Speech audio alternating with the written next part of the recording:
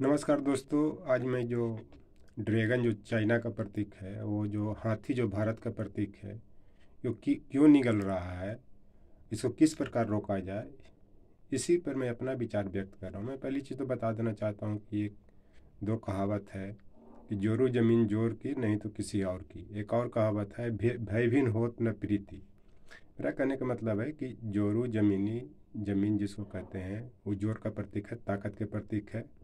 China ताकतवर है, वो बार बार इसी कारण ये भारत की सीमा में घुस रहा, अतिक्रमण कर रहा, कर भी चुका है। तो इसमें मैं आपको बता देना चाहता हूँ कि जब से चाइना ने 1962 में जो युद्ध में वो जो जीता और वो बहुत अच्छे तक पहुँच गया, अभी तक अक्साई चीन भी उसके कब्जे में है, उसके कारण उसका मन बढ़ा हुआ। तो इसी के समाधान में ये है कि अभी माननीय प्रधानमंत्री जी को तवांग का दौरा करना चाहिए। तवांग जो जो अरुणाचल का क्षेत्र है। उसके बाद विदेश मंत्री जी को जयशंकर जी को यहाँ पे तिब्बत जाना चाहिए। जिस तरह से जो नैन्सी पेलोसी जो अमेरिका के विदेश मंत्री यहाँ पे आपको ताइवान गई थी, तो चाइना को बहुत अकबक लगा, परेशानी लगी, उसने बेवजह फायरिंग भी किया। तो वो गिदड़ भभकी देता, कुछ कर नहीं सकता। चूँकि मान लिया जाए कि वाजपेयी जी ने तिब्बत को स्वायत्त शासित क्षेत्र स्वीकार किया था चीन का 2003 में, तो उसका लोग फॉलो नहीं करें, इस कारण कि चीन भी 1954 में जो पंचशील समझौता हुआ था उसको फॉलो नहीं कर रहा है, जो उसका 5 सिद्धांत था। उस तरह इस पंचशील समझौता को भी भारत को तोड़ना चाहिए और इसको तवांग के साथ साथ जो भी अरुणाचल का क्षेत्र है वहाँ पे प्रधानमंत्री जी को, राष्ट्रपति जी को भी जाना चाहिए और भारतीय सेना को हौसला बढ़ाना चाहिए। दूसरी चीज़ की, ये जो गृह मंत्री बोल रहे हैं कि आया और चला गया, जो अमित शाह जी हैं, मैं बता देना चाहता हूँ कि आया और चला गया नहीं, बल्कि भारतीय सेना, भारत माँ के सपूतों ने उनको खदेड़ कर मार कर भगाया, तब भागा। जो यांगत्से जो उनका जो चेक पोस्ट था भारतीय सेना का, उस पर वो कब्जे करने की कोशिश कर रहे थे, जो तवांग क्षेत्र में है।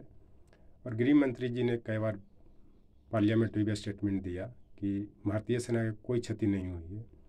मैं कहता हूँ कि भारतीय सेना उसमें 6 से 10 तक घायल हुए, उनको एयरलिफ्ट करा करके गुवाहाटी के हॉस्पिटल में भर्ती कराया।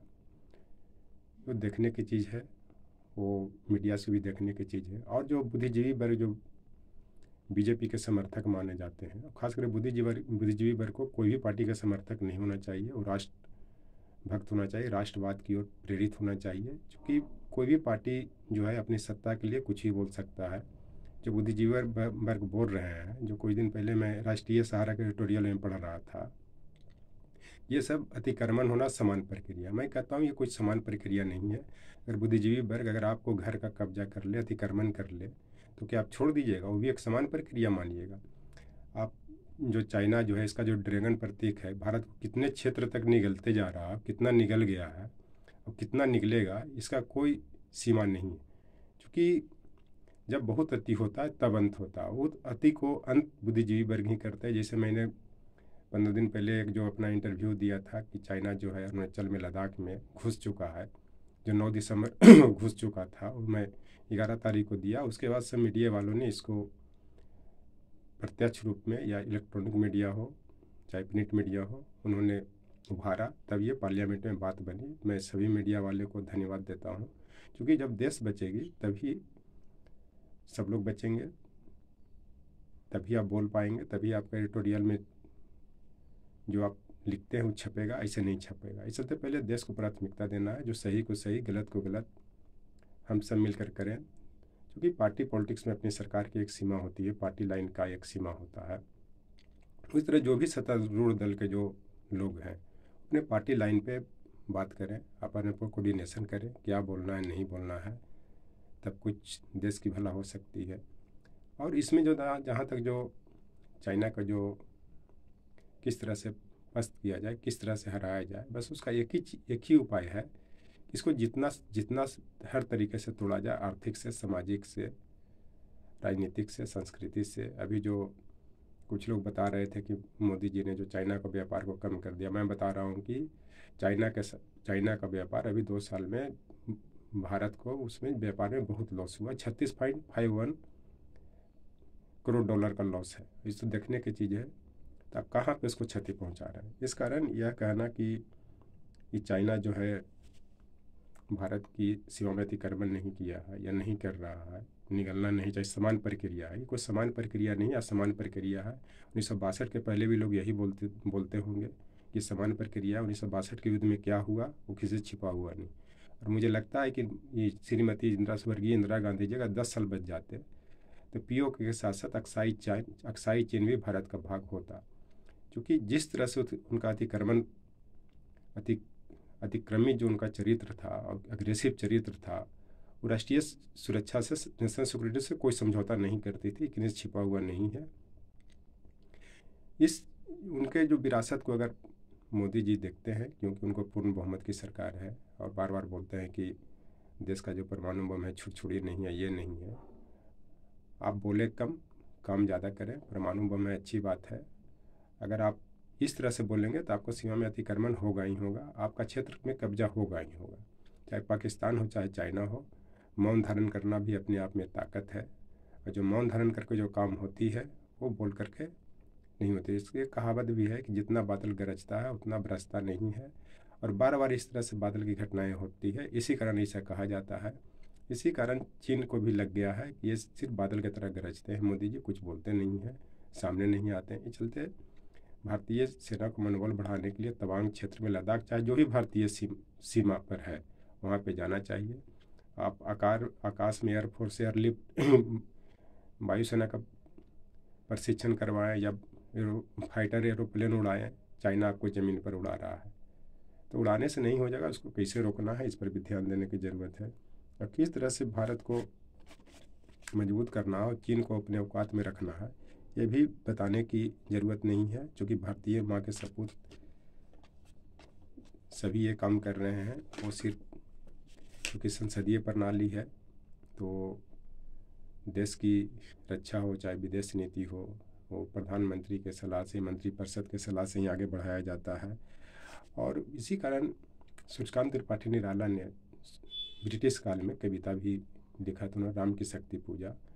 उसमें जब डायरेक्ट ब्रिटिश से नहीं लड़ सकते थे तो उन्होंने कविता के माध्यम से, राम और सीता के माध्यम से, जो राम रावण का युद्ध होता है, रावण आज जो है चाइना है, राम जो है भारत है। और ये चाइना का सेना रावण का काम कर रहा है और भारत माँ के जो सपूत हैं वो राम के काम कर रहे हैं। तो वो जब सीता का जब वो कब्जा करके ले जाता है रावण, तो राम ने किस तरह से उद्धार किया था उसी पर उन्होंने राम की शक्ति पूजा में लिखा था। जानकी हाय उद्धार प्रिया का हो न सका, वह एक और मन रहा राम का जो न थका, जो नहीं जानता दैन नहीं जानता विनय। मैंने कहने का मतलब है कि जब भारतीय सेना उब जाती है, जब उनको लग जाता है कि भारत माँ का बिना अग्रेसिव होते हुए उद्धार नहीं हो सकता है, दैन विनय चाइना नहीं सुनने वाला है, तब वो अपना रूप दिखाते हैं। और रूप दिखा करके अगर भारत माँ की जो लाल अगर 10-20 भी रहते हैं तो डू एंड डाई की स्थिति बना करके 300 सैनिकों को मार के भगाते हैं और चाइना को भागना पड़ता है। यानी गलवान में भी देखा पिछले साल जून में भारत माँ के 20 सपूत शहीद हुए, लेकिन उन्होंने सीता प्रतीक भारत माँ को रक्षा की, उनके कम से कम 50 से 60 सैनिकों को मार गिराया। एक तरह से ये राम का ही प्रतीक है कि राम का सेना बानर सेना था, छोटे थे, लेकिन रावण की इतने बड़े सेना को बर्बाद कर दिया था। उसी में एक और लाइन आया था कि दो नील कमल है शेष अभी, यह पुष्प चरण पूरा करता हूँ देकर माता एक नए। कहने का मतलब है कि जब राम, इसी में एक और आया था आराधन को दो आराधन का से उत्तर। मेरा कहने का मतलब चाइना जिस तरह से अतिक्रमण करता उसी तरह से आप उसका जवाब भी दे। तो उसी समय जब राम अगर आराधन, चूँकि रावण भी बहुत बड़ा शिव भक्त था, तो राम ने भी अपना पूजा पाठ अर्चना किया या प्रारंभ किया। तब पूजा के समय में ही इनके जो पुष्प थे वो वहाँ से अपने आप गायब हो गया। तो राम ने अपना एक नयन ही, चूँकि नील कमल को भी कहा जाता है, चूँकि कमल जो पुष्प होता है वो गायब हो गया था। उसको कीचड़ भी पंकज भी कहा जाता है क्योंकि वो कीचड़ में जन्म लेता है, लेकिन बहुत पवित्र माना जाता है। तो राम ने बोला कि अगर अगर ये जानकी का उद्धार नहीं होगा, सीता का उद्धार नहीं होगा, तो मैं अपना एक नयन भी निकालने के लिए तैयार हूँ। लेकिन अंततः उनको दुर्गा जी साक्षात दर्शन देती हैं और वो राम की परीक्षा में सफलता देती हैं। उसी प्रकार से जब भारतीय सेना को लगता है कि अब कुछ नहीं होगा, तो वो अपने एकदम मरने के लिए तैयार हो जाते हैं। तब उनको कहीं ना कहीं भारत माता ऊपर से आशीर्वाद देती है, या जो भी देश के दुर्गा पार्वती जो भी जो है उनको आशीर्वाद देती हैं कि तुम आगे बढ़ो, मैं तुम्हारे पीछे हूँ। और वो जोश से अपने ताकत से अपने हिम्मत से वो चाइना सेना को भगाते हैं। ये नहीं कि प्रधानमंत्री जी आपके बल पर या गृह मंत्री जी आपके बल पर आप संसद में छिप छिप के बातें करते रहें। भारतीय सेना वहाँ सेना जो है सीमा पर तैयार है। ये चलते चाइना को अगर सबक सिखाना है तब तवांग से लेकर के तिब्बत तक को भी स्वायत्त क्षेत्र में उसको चाइना घोषित न करके तवांग और अरुणाचल का क्षेत्र में उनको मिलाने का प्रयास करें। और आपके साथ पूरा बौद्धिस्ट कंट्री या दलाई लामा भी आपके साथ है, क्योंकि वो बहुत दिनों से निर्वासित होकर भारत में रह रहे हैं। Thank you.